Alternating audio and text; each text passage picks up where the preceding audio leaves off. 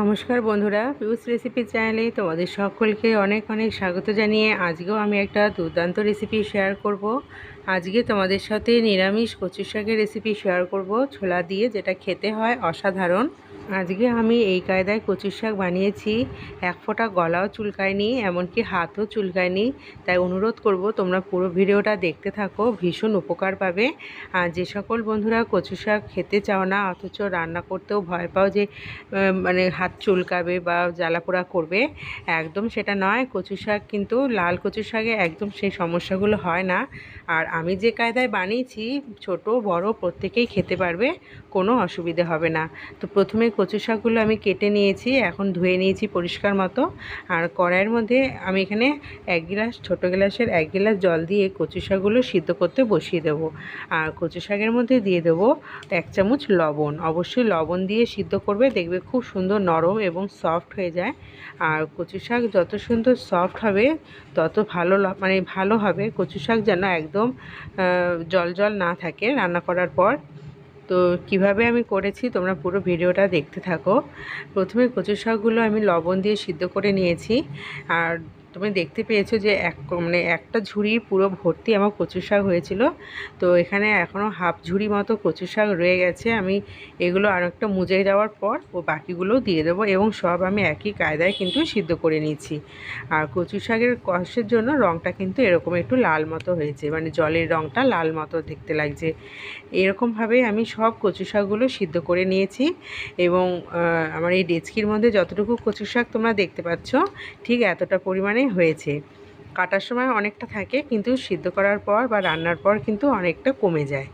আজকের রেসিপিটা তোমাদের যদি ভালো লেগে থাকে বন্ধুরা, অবশ্যই পুরো ভিডিওটা দেখার পর লাইক করে দিও এবং কমেন্ট সেকশানে তোমাদের মতামতটা জানিও। আর যদি নতুন বন্ধু কেউ এসে থাকো, আমার চ্যানেল যদি এখনও সাবস্ক্রাইব করে না থাকো, প্লিজ চ্যানেলটিকে সাবস্ক্রাইব করে রেখো। আর পাশে থাকা বেল আইকনটিও কিন্তু প্রেস করে রাখবে, কারণ যখনই নতুন ভিডিও আমি আপলোড করব, তার প্রথম নোটিফিকেশানটা কিন্তু সবার আগে তোমাদের কাছে পৌঁছে যাবে। তো বন্ধুরা, আমি রাতের বেলা ছোলাটা ভিজিয়ে রেখেছিলাম, অনেকটাই নরম হয়ে গেছে। এখন তেলটা গরম করে আমি প্রথমে ছোলাগুলো দিয়ে দিলাম। এক এক করে আমি আরও কিছু উপকরণ দেব। দিয়ে দিচ্ছি এর মধ্যে 1 চামচ মতো কালো জিরে ফোড়ন, আর 5-6টা দিয়ে দিচ্ছি গোটা শুকনো লঙ্কা ফোড়ন, আর 2-3টে তেজপাতা ফোড়ন দিচ্ছি। আর তেজপাতা শুকনো লঙ্কা ফোড়ন দিলে কিন্তু খেতে খুব ভালো লাগে নিরামিষ ছোলার ডাল, মানে নিরামিষ ছোলা দিয়ে কচু শাক। তো এখন আমি কচু শাকটা দিয়ে দিচ্ছি। দেখো, কচু শাকটা আগে থেকে সিদ্ধ করে রেখেছিলাম। কচু শাকটা এখন আমি দিয়ে দিলাম। দেখো, এখন আমি কচু শাকগুলো দিয়ে দেওয়ার পর কন্টিনিউ নাড়াচাড়া করব। আর কচু শাকটা মিডিয়াম আঁচে রান্না করতে হবে, কারণ অনেকটা কিন্তু জল যতই বেরিয়ে যাক আরও জল আছে। তো কচু শাকটাকে একদম শুকিয়ে নেব। যতটা শুকিয়ে টেনে রান্না করবে বন্ধুরা, দেখবে খেতে না অসাধারণ লাগে। আর গরম ভাত দিয়ে তো একদম ফাটাফাটি লাগে খেতে।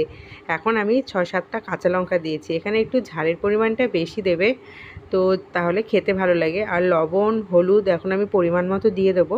তো প্রথমে বলে রাখি, লবণটা কিন্তু প্রথম দিকে বেশি দিয়ে ফেলবে না, কারণ প্রথম দিকে কচু শাকের পরিমাণটা যেহেতু বেশি থাকে, সেই অনুপাতে লবণ দিলে কিন্তু পরের দিকে লবণটা বেশি লাগতে পারে। তাই লবণটা অল্প দেবে।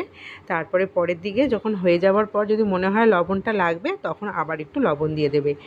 তো এইরকম লবণ হলুদ দিয়ে আবারও আমি কন্টিনিউ নাড়াচাড়া করব আর ঢেকে ঢেকে রান্না করব, তাহলে কিন্তু খুব তাড়াতাড়ি রান্নাটা হয়ে যাবে। তো আমি কিন্তু আবার ঢেকে ঢেকে রান্না করছি। এখন ফিরে আসবো আবার 2-3 মিনিট বাদে। তোমরা ঠিক এই কায়দায় একবার কচু শাকটা বানিয়ে দেখবে বন্ধুরা, গলা একদম ধরবে না। আর বাড়ির ছোট বড় প্রত্যেকে কিন্তু আঙুল চেটে পুটে খাবে। আর এই সময়টা কচু শাকটা না খেতে ভীষণ ভালো লাগে। তো আমি কিন্তু কন্টিনিউ ঢেকে ঢেকে নাড়াচাড়া করছি। আর কচু শাকটা অনেকটা আমার মজে এসেছে। আর একটু খুন্তি বা হাতার সাহায্যে না একটু এরকমভাবে ভেঙে ভেঙে দেবে, তাহলে না খুব ভালো লাগে, মানে অনেকটা নরম হয়ে যায়। আর খুব তাড়াতাড়ি রান্না হয়ে যায়, খুব একটা সময় লাগে না। চাইলে তোমরা গ্যাসের আঁচটা জোরে দিয়েও ওটা বানাতে পারো, কিন্তু অনেক সময় কি হয়, গ্যাসের আঁচটা বাড়িয়ে দিয়ে আমরা নানান কাজে ব্যস্ত হয়ে পড়ি। তখন কিন্তু আর খেয়াল থাকে না যে গ্যাসে যে রান্নাটা বসানো আছে সেটা তলাটা লেগে গেল কি না। তো তাই আমি বলবো যে সবসময় গ্যাসের আঁচটা কমিয়ে রান্নাটা করো।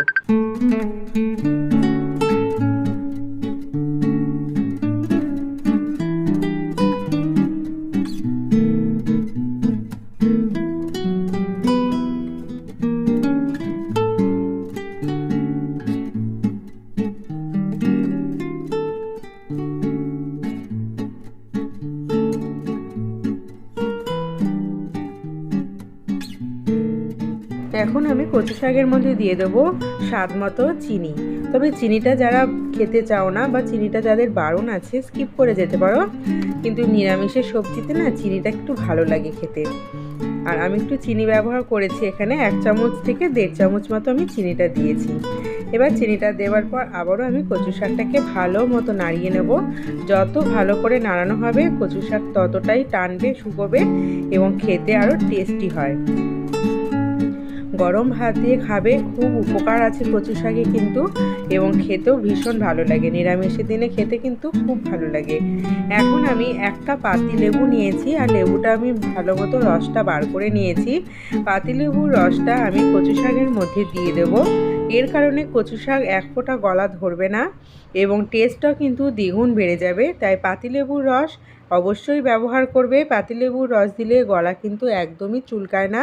যাদের গলাটা চুলকানো বা ধরে থাকার সম্ভাবনা থাকে বা প্রবণতা থাকে, আমি তাদের কথা বলছি, যে মনে করো ভয় পাচ্ছ যে কচু শাক খাবো না, গলাটা ধরে থাকবে, কিন্তু কচু শাকের রান্নার সময় একটু পাতিলেবুর রস দিয়ে দিলে কিন্তু এই ভয়টা আরই থাকবে না, কারণ গলা ধরবেও না, চুলকাবেও না। তাই অবশ্যই পাতিলেবুর রসটা লাস্টে ব্যবহার করবে। কচু শাকটা এখন আমি নামিয়ে নেব। বেশ অনেকটাই টেনে নিয়েছে, দেখো এর থেকে বেশি আর শুকাবো না, অনেকটাই শুকনো হয়ে গেছে, আর কোনো রকম কিন্তু জল ভাবটা নেই। এখন একটা প্লেটের মধ্যে আমি শুকনো অবস্থায় নামিয়ে নিচ্ছি।